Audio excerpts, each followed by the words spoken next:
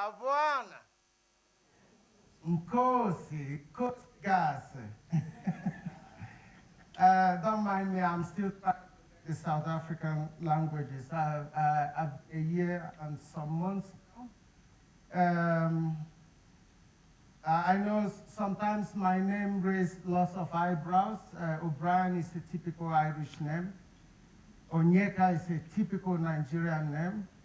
And Michael is a remnant of our colonial baptism in the Judeo-Christian tradition. So I would say I'm Nigerian by birth, and British by naturalization, and Irish by affiliation. So I asked for your indulgence. I tend to have my thick Nigerian accent, you know, like the Ogas and Abego.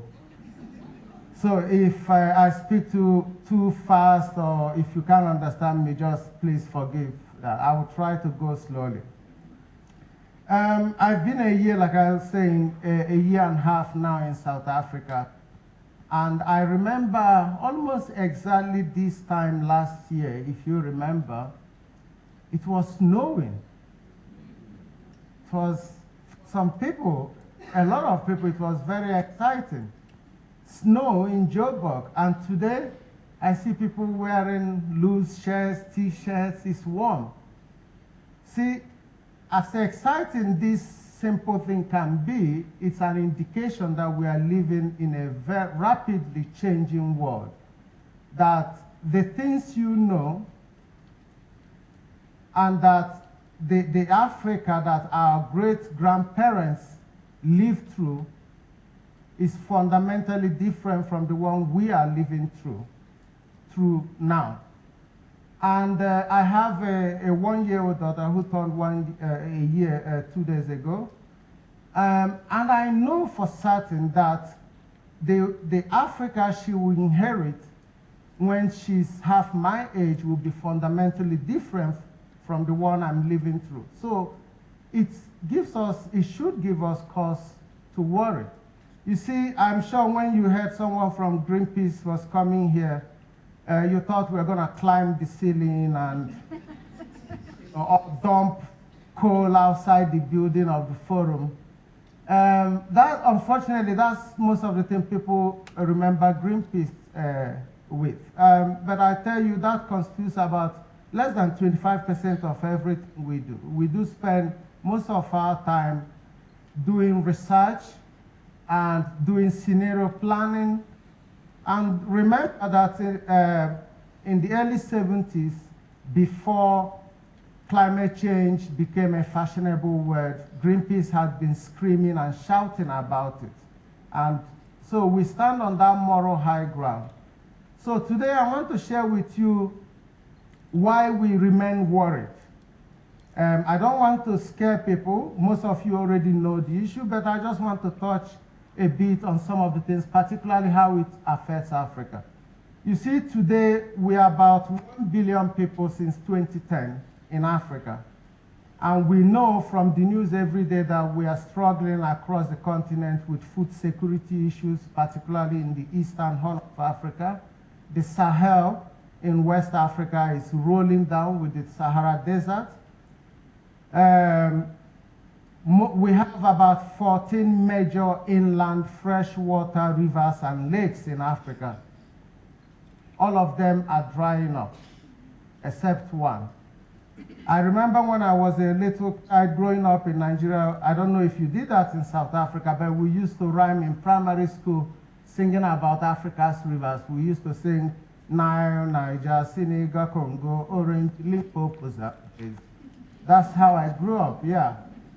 Now, where are those rivers? The River Nile is drying up. That's why Egypt is threatening Ethiopia with war, because Ethiopia is building dams to harvest whatever is left of the Nile.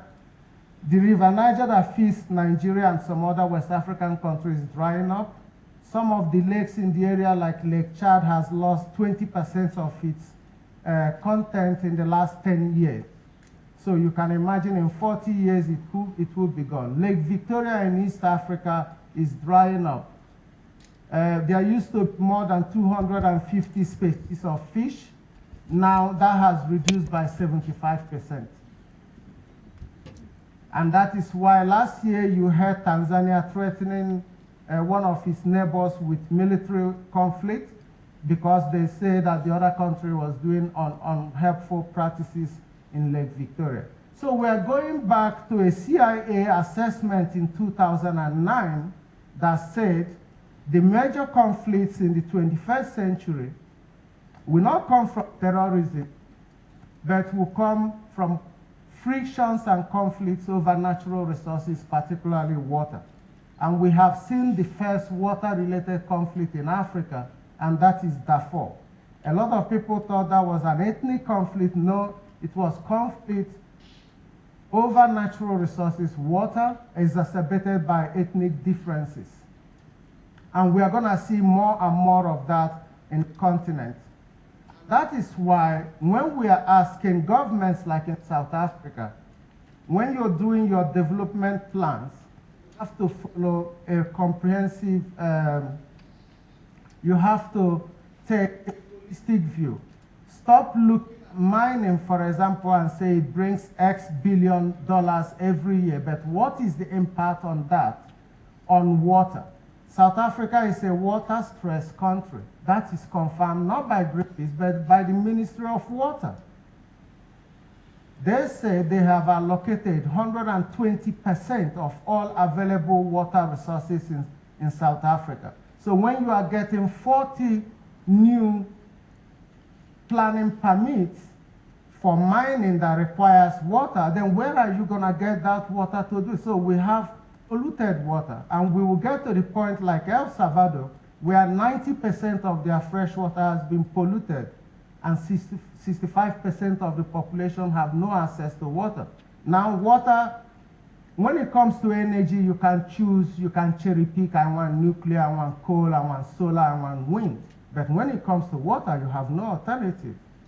So we say when you are faced with those finite resource implications, you have to make better choices. Looking around the continent, what would be the impact of increased global warming? You live in Joburg. One of the things, before moving to Joburg with my family, we lived 4 years in Nairobi. Nairobi have mosquitoes, but they are not malarial. In Joburg, there are no mosquitoes, talk less of being malarial mosquitoes. That's really nice. I'm enjoying it, especially having a little baby. Yeah, I grew up in a malaria-infested part of Nigeria, so I'm kind of immune to malaria. But the impact of increased global warming is that in a decade or two, Joburg will have malarial mosquitoes because the highland wouldn't save us anymore because it will be increasingly warm enough. And not just Joburg, we are talking about Nairobi and the whole East Africa highlands, highlands in Rwanda. Now, when we know the impact malaria has had in this continent in terms of productivity, overstressing of the scarce health resources, then you can begin to see the cost, the economic scale of not controlling global warming. Unfortunately, South Africa remains the greatest emitter on the continent and about the 14th or 13th largest emitter in the world. So when we are saying we want to build 2 new mega coal power stations, we get worried as Greenpeace because coal power stations are one of the greatest fossil fuel emitters of greenhouse gas emission, instead of going renewables. Now, in this context, I see my time is going very fast. In this context, when you look at the future and see the current challenge we have and the future of Africa, in 27 years' time, by 2040, our population will move from 1 billion to about 1.9 billion. By 2050, 1 in 4 workers in the world will be from Africa, and I'm sure not all of them will have a job. So just be thinking about that. At that time, close to 65% of the population in Africa would be people from 25 years downwards. So lots of young, energetic people with no job, and our urbanization is expected to be the highest in the world. So how are we gonna manage, if we are struggling with water and energy at this time, how are we gonna manage the situation in 27 years' time? And that's why we are saying this is now the time to press the reset button. It's not because Greenpeace is a scaremonger, it's just that they have facts. And these are confirmed by the World Bank, hardly a pro-green organization,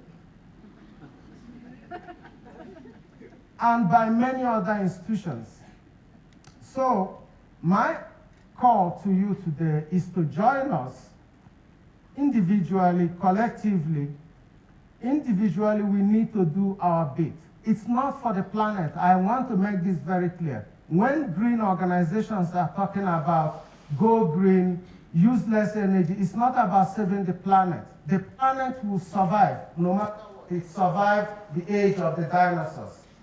And the planet will definitely survive in a different form. The question is if we will survive the catastrophic change that will happen. Whether we will be able to survive without water. When water becomes 100 rand per liter, how many people will be able to afford it? When people start mugging people for water. That is the big challenge we face. So individually, we need to do our bit. We need to stop seeing it as the purview of organizations like Greenpeace or other green organizations. But as individuals, we need to consume less, we need to learn how to share better, and we need to learn how to produce better. In terms of production, you can never have economic growth in a context of pollution. You can't pollute the environment and then hope that you're gonna grow economically, because you will need to clean up that mess, and that will cost a lot of money. I'm sorry I'm out of time, but thank you for listening. You've been very great. Thank you very much.